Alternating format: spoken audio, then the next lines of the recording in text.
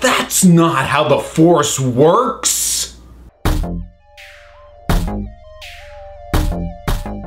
So, very suddenly and very unexpectedly, Phil Lord and Chris Miller have departed the young Han Solo movie. That would be the young Han Solo movie still in production. The directors have left because of the classic creative differences.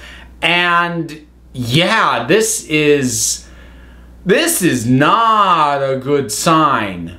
Now, I do actually tend to believe the line that we're being given, that it is creative differences, because there was word that came out a week, maybe a little more. Time has lost all meaning for me lately. But there was word not long ago that the studio, that Disney, was not happy with what Lord and Miller had put together thus far. Exactly what the issue was seems to be something that's a little less clear, but it was word that it was too jokey or something. But like, there was basically word that the reshoots were going to have to be extended because they weren't overly pleased with what they saw. Now, to be fair, that also appears to have been the case with Rogue One. Ultimately, we got a pretty good movie out of Rogue One, so maybe there's something still recoverable, but the director didn't bail on Rogue One. So, given the instincts that Lord and Miller tend to have as a creative team, I am not, I don't want to say I'm not shocked. I am shocked by what happened, but I believe the creative differences lie. And I believe that their vision for this film is not what was ultimately wanted by Disney as a studio. So when they realized that they aren't going to be able to meet in the middle, they left. Now, there has not been a new director assigned yet, and there needs to be, because there are reshoots that have to happen, and this movie's got to be salvaged. Now, the reason this is a really big deal, even though I believe the creative differences line, is generally if a movie is going to be saved when the director leaves because of creative differences, they need to have left before camera started rolling. So some other examples where it turned out okay for the most part would be, you know, Ant-Man. Edgar Wright left before shooting started, basically because of creative differences. He wanted more control than they were going to give him, and he left. So, and there was a director on Wonder Woman prior to Patty Jenkins who had a different vision for the film, and she left. And at this point, you know, they had enough time to work with Patty Jenkins on something else that there's effectively no trace from that other director left. And that's fine. But in this case, there's a finished movie shot. Now, there were reshoots. There were always going to be reshoots, but it's really hard to completely reconfigure a movie in reshoots. This is something that Justice League is going to be contending with later this year. But here, it's a case of not, I mean, at least in Justice League, the director left because of something completely unrelated, and by everything that Joss Whedon has said, he's coming in to do his best to finish the movie as Zack Snyder wanted to make it. He's not, as far as we know, actively trying to reconfigure and rejigger it into a new movie in the editing room, which is what it sounds like they're going to have to do with this Han Solo thing. And this is just, oh boy. For me especially, guys, I've gone on record repeatedly up to this point that really kind of the only reason I was interested in this movie at all was because of Lord and Miller's involvement. Not that I think that they're infallible or like the pinnacle of filmmaking or anything, but their whole career has basically been a long list of taking bad ideas and making good movies out of them. 21 Jump Street was a stupid idea. They made a good movie. The Lego Movie was a ridiculous idea. They made an awesome movie. 22 Jump Street, coming back and doing that again, they still made a good movie. Like, this is their entire MO. So their involvement gave me some hope. So them leaving removes a lot of that hope and also creates a circumstance that is just going to be really, really difficult to recover from. I'm not sure what else there is to say about this without rehashing a lot of the stuff that I said when bringing the last time I talked about Justice League and what that's going to have to go through back when I talked about how extensive the reshoots were. And that was even before Zack Snyder had left that I did that video.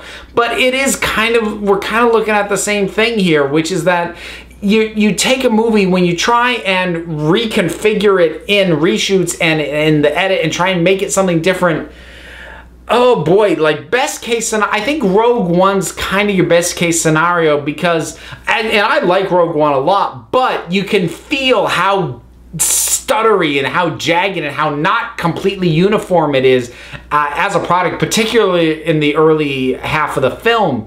So you can feel the weight of those extensive reshoots on it, and that they at least retained the director, so there was a continuous single person's vision. Here, the people behind it are gone. They're walking away. So somebody else who is going to be instructed not to complete the film as envisioned by the original directors, but was not on it before, so is not going to be able to craft it totally as their own thing, is going to have to come in and just take these pieces and make something out of it, and they'll get some ability to make new stuff and create a new thing. But this, and as of right now, at least, Disney is not moving the release date. It's still talking about coming out, I think, in March of next year. I might have the dates wrong, but they're not moving it off the release date as yet.